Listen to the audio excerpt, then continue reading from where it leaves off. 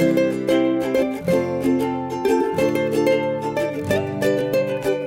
am Anna Seawald, and this is Authentic Parenting, a podcast about growing ourselves while raising our children.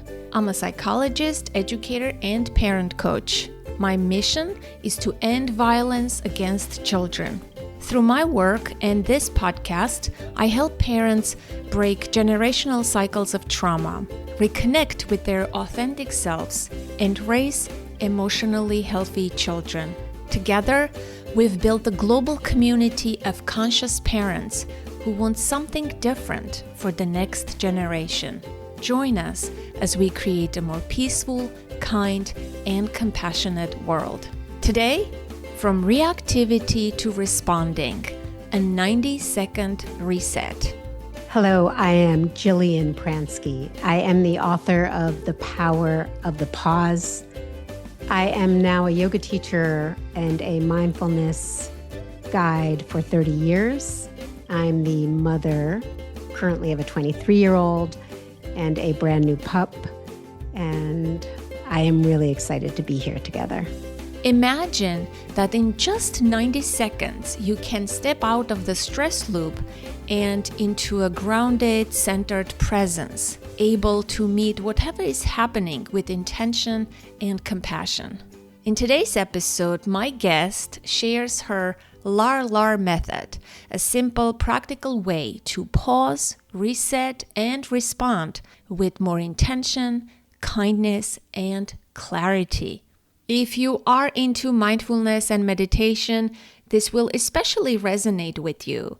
But if you're not, it will still be a helpful conversation. This episode pairs beautifully with the last week's conversation on how to heal a dysregulated nervous system, so be sure to check that out as well. If you want to explore how trauma affects your body, brain, your sense of self, your relationships, and your parenting, I have put together a free playlist.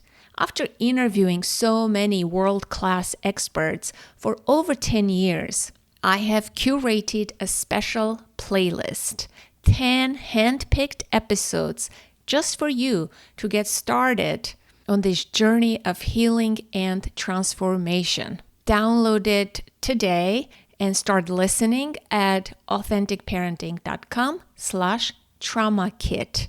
Again, authenticparenting.com/trauma kit. Also, join our free support group on Facebook, the Authentic Parenting Community. That's the only place online where I post announcements, updates, and offer free support calls on a regular basis. If you want to connect with your fellow listeners, interact with me, ask questions about the podcast, start a conversation, that's the place to be. If you want to work with me or you need resources, don't hesitate to get in touch. Go to authenticparenting.com/contact and send me an email or a voice note. And now, please enjoy and thank you for listening. Welcome to the podcast, Jillian. I'm so excited to meet you. And you as well. Thank you so much for inviting me.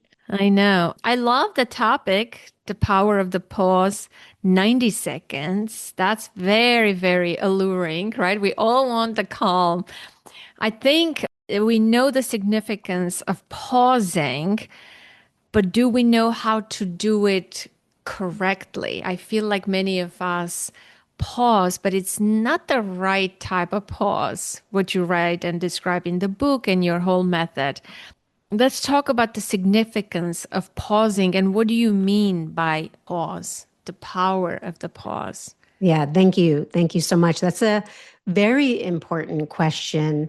One, because we hear so often and we read in our social media feeds, you need to pause. And a lot of times we think that really just means like to stop, to take a beat, to not get involved, to disengage. And this isn't about actually just stopping in the moment. It's really about having a brief reset of the nervous system itself. We're on constant alert, high alert all the time. I don't think that's really new news to anybody. But if we are in any level of stress or anxiety, which, is kind of the new norm, our brains are not designed to pause. They're not designed to slow down. They're designed to stay on guard in that moment. And so if we really want to create more space to slow down, even in a moment we're actually moving and engaged, it's really the work of the nervous system. And that takes a little bit of skill. Even though it will only take 90 seconds, it still takes a little bit of skill. Yes, I think even when we move, that's the crucial part because a lot of us can learn to regulate our nervous system or create a piece of like calm and meditate for 15 minutes or do certain things. But the hardest part is when you are interacting with someone and they said something, you want to be reactive. It could be parenting situation that's like filled with those moments a lot, right? How do you remain calm or reset your nervous system, as you say, in those moments? Because outside of those moments, it's easier. It's still hard because of our lifestyle, right? Many of us are always like wired up, constantly going, going, going. But in the moment, that's where the real work comes in. When you Yeah. are talking with someone and they say something, can you I want you to teach us that skill, right? Yeah, When it's absolutely. parenting in relationships. And also we can talk about the trauma part because part of your work is in the moment with someone in a relational context doing this reset, the pause, and also taking the pause for the healing of the trauma. Yeah, yeah. So I'm glad you started with saying, a lot of us can calm in a specific environment because, sure, if we have an hour to spend on a yoga mat or a meditation cushion or a walk in the woods or a weekend away, if we could ever, find that magical opportunity to really step away from our lives, we could probably create conditions of calm. But this book and my work is about how to find calm in the very moments of our lives where we're interacting. And by calm, I want to really reframe this as well, especially because we are on a parenting podcast and a podcast that asks us to perhaps look at tools and techniques and practices to help us live more aware lives, more full lives, more rich lives with intention. And by calm, we really are talking more flexible, more responsive versus more reactive and rigid. Calming our nervous system using the pause is really the work is inspired by a very terse, I'll call it a sutra, which means like a statement or a teaching or a thread. But this incredible quote by Viktor Frankl that has driven me for decades, which is, I'm going to paraphrase it, in between stimulus and response, there is a space. And in that space, there is our freedom to choose our response. And in our response lies our growth and our freedom. And this idea that we have the ability to choose our response between a stimulus, or well, to choose between stimulus and response, there's a space where we can choose. Well, the truth is, if we're stressed, we actually can't choose. We're designed to be on autopilot when we're stressed, when we are moving fast, have a lot of responsibilities, have everything coming at us at one time. The way our brain works is that feeling of so much happening that we have to keep up with and we're slightly on guard. We're going to go on autopilot. And so we don't have choice in the way we think of flexibility and responsiveness and intentional way of participating in the moment, choosing how we want to collaborate with the moment, with each other, with our child, with our partner, with the circumstances. So in this space between stimulus and response is what I am interested in creating a pause. Now, also, if we're stressed, we hear, a lot of good advice when someone says, well, just take a breath or just relax. But again, our nervous system is designed not to relax. If we're stressed, it's not smart to relax. And our breath is short and shallow on purpose. So we can't think our way out of stress. It happens in and through the body. And the simplest tool, the most accessible, simplest tool that is always right there is recognizing the support under our body, meaning the chair, the ground, the couch, the car, the earth under that. And when we actually return our awareness to support, to what's under our body in one breath, in 3 breaths, it begins to send a message from the ground up that we're held, that we're supported. It's so the first message of safety we can think of like an infant who's held or who's swaddled. Our nervous system needs to know to start to relax our guard, to start to shift out of protection mode and into a more flexible state. It needs to know we're safe. Safety doesn't start by being told we're safe or thinking we're safe. It starts by sensing our safety.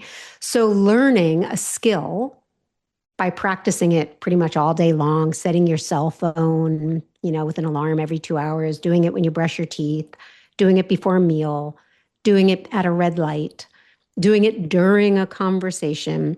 Literally, the first step of pausing is landing, feeling your body on the ground. Before we move forward, can I ask you, so there is no room for being reactive? Let's say I'm in a heated conversation. I've been wondering about this. Like, we're all trying so very hard to relax our nervous system and calm ourselves and take the pause, however you want to call it. But don't you think sometimes we do need to be fired up in that 100% if we are actually in danger. how about when there's a conversation, someone is, let's say your co-parent, I just had a session with 2 co-parents who are divorced and it becomes heated, right? Sometimes people need to be fired up to be able to advocate and say the things. Let me clarify. We're not talking about not having the energy to articulate. We're not talking about not having boundaries and, a tone of voice that has authority to it. We're talking about flexibility to be quick, but we want to be able to know what we want, choose the words that are going to be in our favor to get our message across. We want to be articulate and intentional. Often, if we really want something to go in our direction, it's going to have to take in the whole situation with some considerate, who am I talking to? What can they really hear from me? What do I want them to do? How do I want them to collaborate with me? That's choice. That's not reactivity. Reactivity and reaction is a part of the brain. It is the older fear circuitry, might call the reptilian brain, the part of the brain that is on autopilot that helps us do the fastest thing possible to survive. And it's whatever we did before that made us feel more safe or get us out of a situation, which might be shutting down to the conversation, which might be yelling in anger and just absolutely not even making a point, but just being reactive, which might be withdrawing. They say that, or it is said in neuropsychology, that if we are in fight, flight, or freeze, we're limited to the behaviors of aggression, avoidance, and withdrawal. Fight, aggression, flee, avoidance, freeze, withdrawal.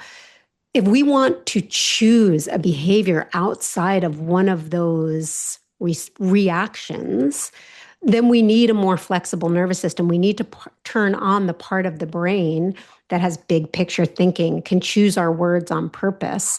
Also, it depends on who we're in that conversation with. I know a certain parenting partner that if I react, I will instantly shut them down or escalate them. And that will get us nowhere. So the pause is not in service of being calm and chill. You might not be happy when you're calm. You might not feel that life is joyful and beautiful when you're calm, when the nervous system is down regulated. You just might have more choice in how to meet that moment of sadness, of anger, of needing boundaries, of needing more choice. So the pause is not there to make us feel good or be easeful for the sake of easeful. It's to have more spaciousness and ease in our body and mind, to be more intentional and articulate, to actually make a difference in that moment. Yeah. So you have this method, you call it LAR, and you started talking about the first L, landing, right? Getting to that sense of safety. I'm wondering if you can open up the acronym and walk us through the whole process. Yeah. So if the only thing listeners get from this conversation is the first letter, land, that will be such a big impact. Learning how to feel our bodies against support and actually allow ourselves to be held. That's step number one of the first LAR. LAR is the technique I offer in The Power of the Pause. The first LAR is how we pause. It's the tools to actually help us downshift the nervous system intentionally. The second LAR is now that I've paused, now that I've created space, what do I do in that space to have more choice? So the first LAR is really, it's a somatic practice, meaning it's a practice we do in the body. It's from the body up. And landing is step number one of LAR. Land, feel your body against the ground. But here's the thing, a lot of us, obviously we know there's something under our body. But as a 30-year practitioner or more, I mean, technically, to be totally honest with you, I've been an athlete all my life and practicing mind-body movement since 1986. Long time. I say that because all these years later, I can still go to bed at night and realize it will take me several breaths before I actually allow my mattress to hold my body up. We all have a way of holding ourselves up, 30 plus years of practice. And at any time I check in, I can drop my shoulders a little bit more. The difference is I know to check in and I know how to relax. That takes awareness. That takes first trusting we have something that we can rest on to do that. So landing is really the essential step in sending a message to the body that we're safe enough to let go of the way we're holding it all together. When that happens, we naturally make more ease and room in our body. When we feel held, it's like when someone gives you a big bear hug, you soften inside in some way. When we swaddle a baby, the baby's nervous system relaxes. When our body feels held, we soften so that it actually allows more breath to fill us. Our diaphragm has less restriction around it. Our posture starts to open up. So even though someone might tell us very well-meaning cue of saying, oh, just breathe. If we are tense, if we are bound up, if our shoulders are hiked, if our body is curled into itself, you can't take a meaningful breath in a way that it actually calms the nervous system. However, the breath is the fastest way to actually shift out of autopilot. So once we land on the ground, we create a natural segue to allow more breath to fill so we can bring our attention to that. That second part of the pause practice, the A in LAR, is arrive. And what I mean by that is to allow the breath to arrive in your body and allow your mind to arrive on the breath. The other beautiful thing about when we start to notice and pay attention to our breath is the breath is only happening in the present moment. So like the inhale is only happening now and the exhale is only happening now. So the minute we start to really bring our mind to it, there's a natural invitation to become more present. So we land on the ground. We arrive with the breath. And then we have that a sense of safety, literally sending messages somatically from our body up. You probably have explored this term on this podcast, the vagus nerve, and how the fibers of the vagus nerve, 80% go from the body up to the brain. And this is the big switch where we can really finally relax. Those first two steps, land and arrive, are what we need to get all of that communication starting to come up. And then we're really ready to relax on purpose. And by that, I mean, check in with the areas that are always on guard unnecessarily. My jaw's always clenched, but I don't need that clenched when I'm in a conversation. My shoulders are hiked. Most of the time, unnecessary. My hands are curled in fists. They can unfurl. As soon as we do those three steps, whether it's in one breath or three breaths, we have made such a profound impact on the nervous system. We have opened up space to really be in that moment differently. So that is the first LAR in the acronym of LAR. Excellent. What is hard for people in doing the first LAR? Well, again, most of us don't feel, so there's a difference between trusting that there's something under our body and allowing ourselves to be held. There's a trust in that. There's if you've ever held a baby, like, a baby or a toddler, and they're up and they're awake and they're looking around, there is, a particular weight in your arms. And the moment they fall asleep in your arms, they're a totally different weight. And that, like, when they fall asleep, they're allowing themselves to be held. And I think a lot of us actually feel more anxious and get more stressed thinking about, not overworking, not holding it together, not being in control. And so really learning how to allow ourselves to be held is such a big twist. It's such a new skill to learn. Yeah, I agree with you. I feel that every day, that sensation, the mattress that you're describing, or what comes to mind is floating, like on the water, like would that be considered as landing? Well, that's why I love landing and arriving in tandem, is because we want this sense of groundedness. And groundedness, for all of our nervous systems, can very much help that initial state of helping us feel more safe. However, we think that groundedness is stability or control, and the truth of life is change and groundlessness. Things can change, and they will change in every moment. So it gets very confusing to use language like grounded. People really want to, like, I'm going to control it, I'm going to get it, I'm going to fix it, I'm going to be stable.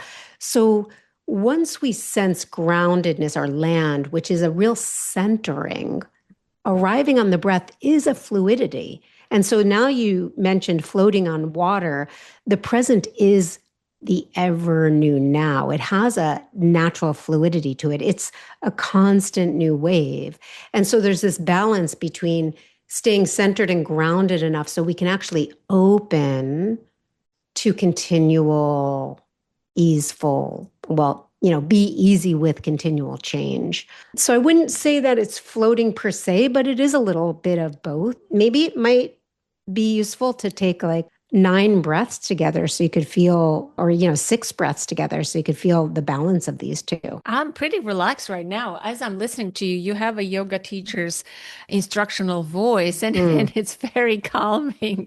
I'm like, okay, I'm not even asking so many questions because it's like I'm hearing and internalizing what you're saying, because you're using those terms. Yeah, we can take a breath together. I'm just going to offer 6 breaths and actually 9 breaths. And they are everything we just talked about. We'll take 3 breaths to practice allowing our bodies to rest on the ground, 3 breaths to allow the breath to arrive and our mind to arrive in the breath, and 3 breaths to relax on purpose. So that's 9 breaths. That's 90 seconds. And then we'll finish with doing it in just 1 breath. And I just want to show the experience of it, of how easily integratable this is in real life. And I do like to use the imagery of an hourglass or a sand timer. So it could be helpful to close your eyes, but you don't have to. If you're listening, you could keep your eyes open. The first 3 breaths, Begin by sensing what is under your body, under your seat and your feet. And we'll use 3 breaths, imagining your body as an hourglass, a sand timer. And as you exhale, imagine the sand draining from the head down to the shoulders. And on your next out breath, from the shoulders down through the torso. One more long exhale. Let all the heaviness, the sand, the weight land down on the ground. Then imagine your clear upper hourglass. You might even place your hand on your heart or your belly and feel the breath arrive in your clear upper hourglass. Letting your mind trace the breath as it arrives in you and fills your torso. As your body lands on the ground, let your breath arrive in your body. And then just to relax on purpose, letting your jaw soften, your shoulders slide down from your ears. And one more breath, your hands soft. And then just on one breath all together, let yourself land, arrive, and relax. You can open your eyes if they were closed.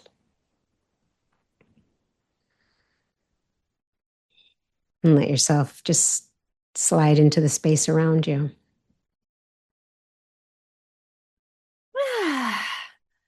Feels nice.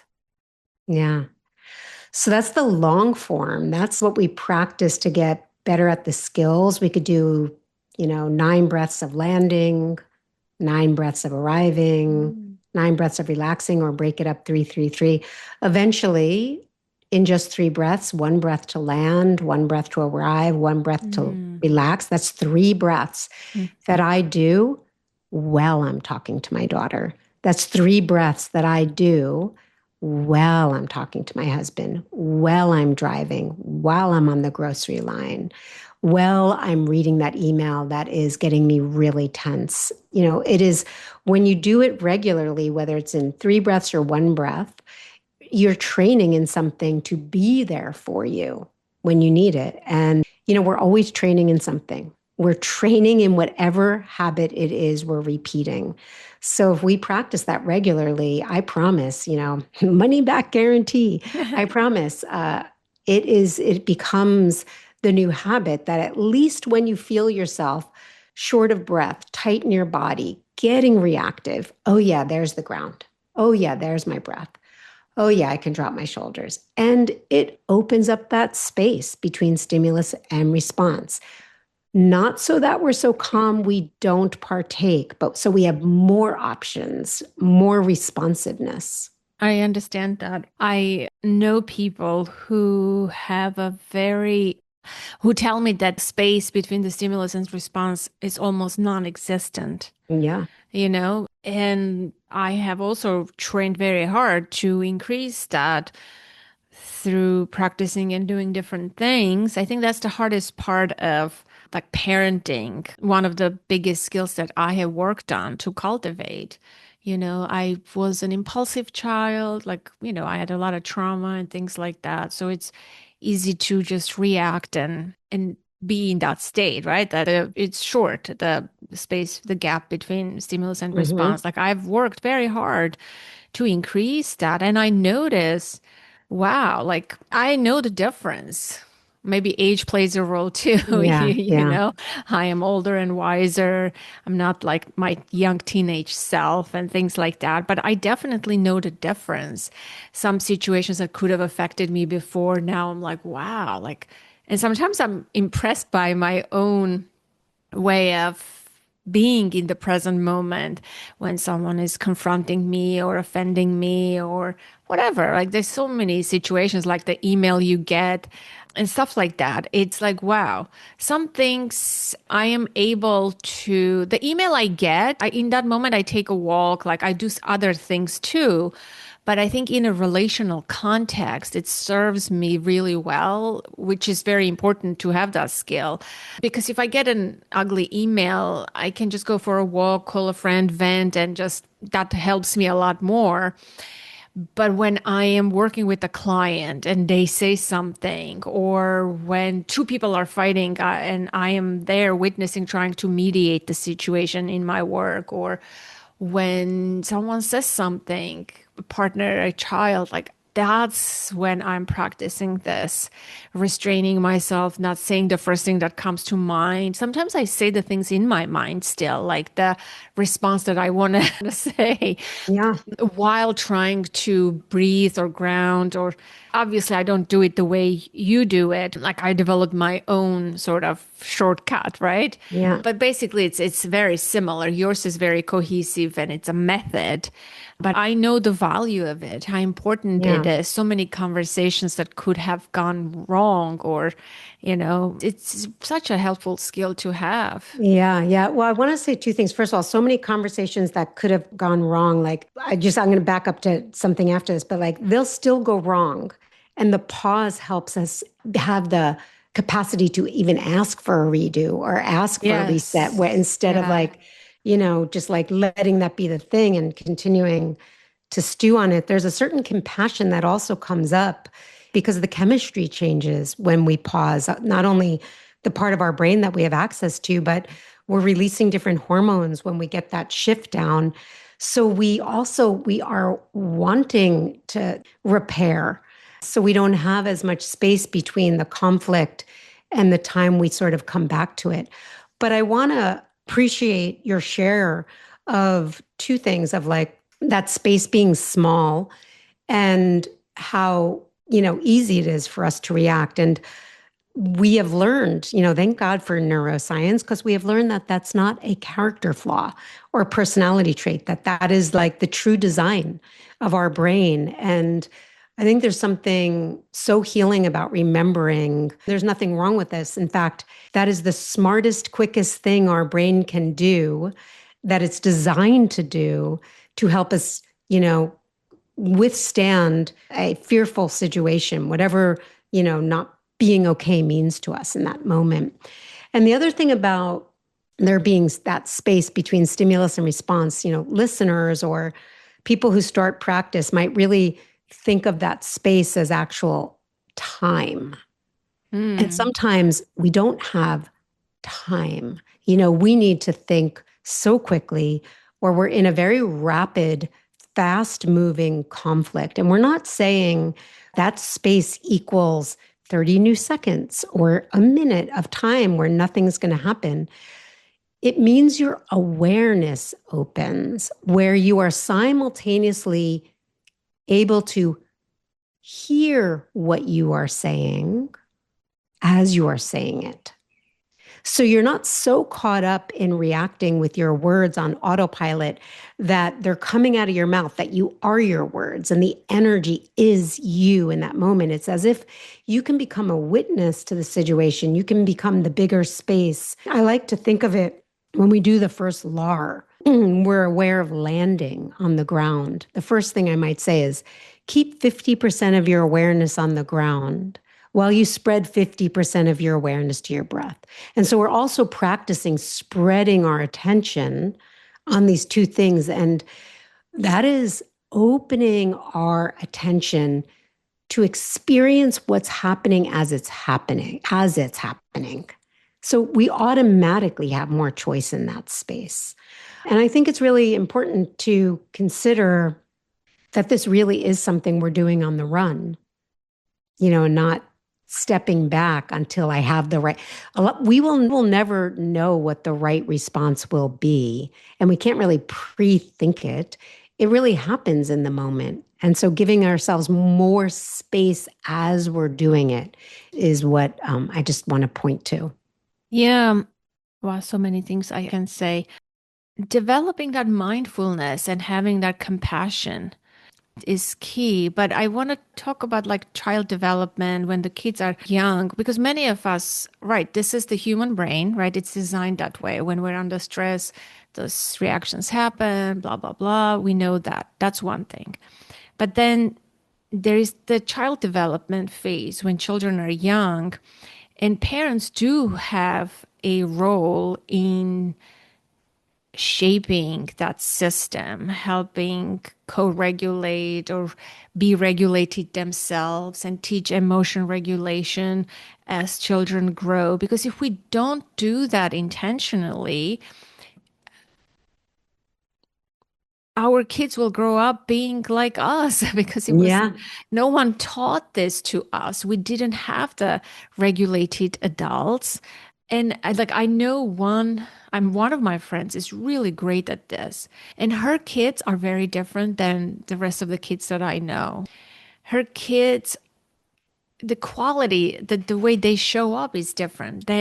I know kids who are like reactive and they're like that gap is there's non-existent because when you're young, your brain is very emotional, right? Yeah. But parenting plays such a huge role. I have a friend who is really intentional about this work. It's not like that she doesn't get angry or even yell at her kids, but the way she shows up, she teaches the emotion regulation in her kids. I notice, I'm like, wow, this is amazing. This is a gift to those children.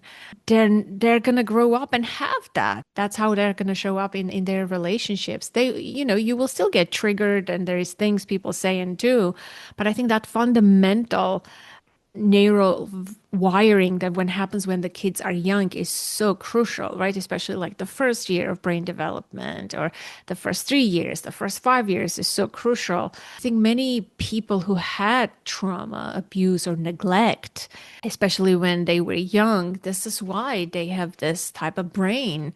And there is no gap between the stimulus and response. And even if someone pays you a compliment, you're like, what? What did you say? Like you constantly, like you're always on guard. You're always, have this reactive, defensive attitude.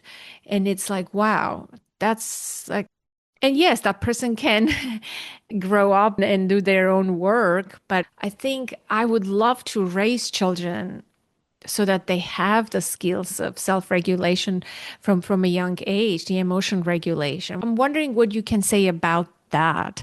Yes. So I Our love, role as parents. I mean, how did you raise your child? Like, Mhm. you know, um, let's talk Yeah. about this. So I love that one of the first things you said in this sort of sharing that you did just now was you used the words co-regulation at the opening and Mm. self-regulated. And I do personally believe that how we raise our kids is by how we take care of ourselves. That is like one, a primary place to start. And that doesn't mean we're going to do it right, perfect all the time. And we're not going to lose, also be stressed and lose ourselves. But when we have the ability, even to, we'll call it a reset or a redo, or maybe, come back to a situation that we didn't handle so skillfully, that we did lose our stuff, that we weren't the environment we wanted to be for our child, it is just as important to learn how to come back into that space and take the responsibility and calm ourselves for an explanation, at some point when they're old enough to share, I was stressed and I didn't take my breath, so forgiving ourselves for not doing it, well, the first time around. And I'm going to emphasize that word forgiveness, because we put so much pressure on ourselves to do our own self-care and our own self-healing and be a good parent. And when we haven't done it right, or when we screw up, there's a lot of judgment on ourselves and a lot of disappointment. And that doesn't help us do it better the next time. It actually ups the odds that we'll repeat it the same way the next time, versus saying, oh, of course I did that. This is hard work, or forgive myself for not having the skills that I wanted, or for losing it, or, just being compassionate for ourselves for, being a parent, which is a hard job. Those are really important steps of not just being good at calming our nervous system and doing the right thing, but being good at having compassion for ourselves is a big piece of that. As far as teaching it to our children, I've always meditated. My child's grown up in a house where meditation happens. She has been lucky enough to be exposed to the fact that I have a regular practice, and that out in the world, she sees me regulating myself, whether it's somebody's maybe rude while they're not, they slam a door on us by accident, how I might react to that. if I was stressed versus if I regulated myself might be different. So just seeing behaviors, seeing our parents, a child seeing their parent behave in the world. But children are not fully developed, and there's a lot of different neurodiversity in our children these days. And there's a lot more stress with technology and iPhones in their hands. And I think it's really complicated to raise children right now, even more so. I have a 23-year-old, and I thought it was complicated then. And I would have to say, I think it's even more complicated now because of technology and because of the news and because of the divisiveness in our communities. So, how I might answer that question is our personal practice has never been more important. And our compassion for ourselves, that this isn't a practice we get right or wrong. I think that's the most important thing, is that, like, not judging ourselves good or bad or right or wrong or what was successful and wasn't successful, as much as doing what we can when we can and showing what forgiveness and compassion looks like will go a really long way. Yes. So now I understand what the 90 seconds mean in the title. There's also neuroscience to that. Yeah. There's research to that. You may have heard of the neurobiologist Jill Bolte Taylor. She has that great TED talk called Hmm. My Stroke of Insight. And she is literally in the laboratory and with Western science measurements has been able to measure the surge of the chemistry associated with big emotions.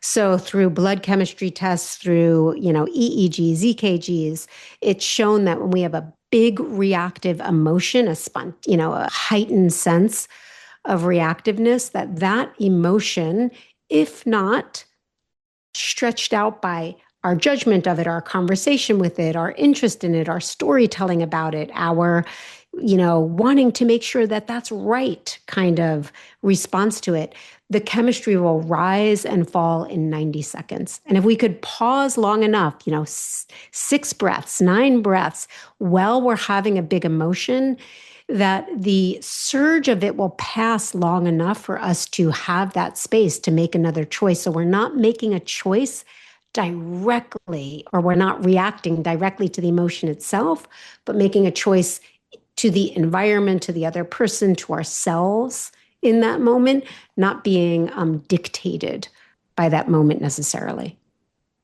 Agreed. Agreed. That would be wonderful. And do you also recommend cultivating a regular mindfulness practice in order to practice the lar? The LAR is a mindfulness practice, so Mm-hmm. it could really serve if somebody's saying, well, how do I practice Mm-hmm. mindfulness? Like, that's right there for you. The whole practice is a mindfulness practice. What it's doing is it's putting us in a state where we can be more aware. And anybody who does practice it might notice that stretches into the seconds or maybe minutes after that. But being able to, anytime we're noticing our breath, noticing our body on the ground, have a more state of ease in our muscle tone while we're doing what we're doing, we have access to being more mindful, whether that's washing the dishes, having a conversation, gardening, writing a letter. And so that really is a mindfulness practice. There's lots of ways to practice mindfulness. I think my suggestion is whatever is most enjoyable for somebody that they will stick with. If lar doesn't resonate at first, then yes, go find, whether it's John Kabat-Zinn's mindfulness practice, or there's so many great teachers out there. But short, integratable, repeatable, usable skills. Mindfulness is not something we do in the morning and then go have our day. It's something we practice in our lives over and over again throughout our day. Well said. Yeah, I think that's the best place to end our conversation. Thank you. You put me at ease so much that I don't even have questions to ask. Your voice and your words that you say are very like yoga instructor, as I said, and it's very interesting. It has an effect, even when you say, "Oh, land. But we didn't talk about that part, attune, listen, that part. Listen, attend, respond. Yes. That is what becomes accessible to us once we have shifted down. And by listening and attending, these are two things that happen sort of in tandem. And we actually did talk about them. I just used other language. That is the compassion piece, that is the presence and really seeing what's in the present moment. What we bring into the present moment, and not because we're good or bad, but because we're human, is we bring in our expectations. We bring in the way we want it to go. We bring in, how we want our child to behave or be, or ourselves to behave or be. And all those ideas really cut us off from seeing what is truly present. So this listening and attending to ourselves is what we're doing in that space. It's really a practice of, knowing we don't know, which is like a big step for humans. And letting ourselves really see what's there, having compassion for ourselves and whatever's there when it brings up, more challenging feelings. And responding. Here's the one last thing I'll say about responding is that a lot of times people will go into something in their lives of like, I have to know what my response is going to be. Mm-hmm. Or like, I'm thinking about something because I want to know how I'm going to do it, or what the best response is going to be. And a true response in the present moment is spontaneous to the present moment. We don't know. We've never been there before. So the first law allows us to be in the present moment as it is. There's a beautiful age-old teaching. You can't step into the same river twice. Life is a river. We start with our kids and we think we know how they're going to act, what they're going to say, what they're going to behave. Well, that ups our thinking. It so does up the odds that we're going to both enter that situation from our habitual selves. If we want something to be true and authentic and open and spontaneous and not habitual, it takes knowing we don't know how this is going to go. And I want to be present enough and regulated enough not to be calm and feel good, but to allow my responsiveness to happen to the moment that I'm actually in. And let that person be new as they are in the moment they're in too. Wow, love that. I absolutely do. Yes, these are wise words. But unfortunately, you're right. Our tendency is to know ahead of time. We want to control, we want certainty. But I think that's also part of cultivating a relationship with uncertainty. Yes. And being open to what will happen, what might come. I can be present. I can do this. I will respond then. Yeah. Having that faith. Yeah. This is what the word responsiveness and flexibility truly mean. Mm-hmm. And why it's different than being able to react is having true responsibility.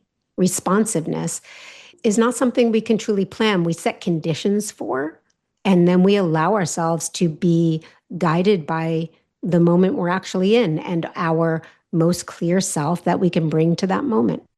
Agreed. Thank you so much for your time, for your book, for your wisdom. I really enjoyed this conversation. Yeah, thank you so much for having me. I enjoyed it so much too. Thank you for the work you're doing. Thanks.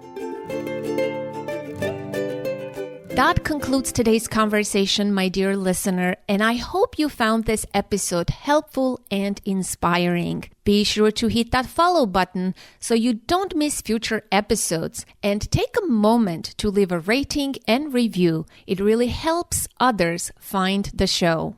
I would love to hear your thoughts and takeaways. Join the conversation in the Authentic Parenting Facebook group or visit the contact page at authenticparenting.com/contact to get in touch. Authentic Parenting is an ad-free show, and your donations is what makes this podcast possible. Support the show by visiting authenticparenting.com/support or becoming a patron at patreon.com. Your contributions make it possible for me to continue bringing you weekly episodes. And as always, connect to the present moment, to yourself and your children. Until next week, I am Anna Seawold. Thank you so much for listening.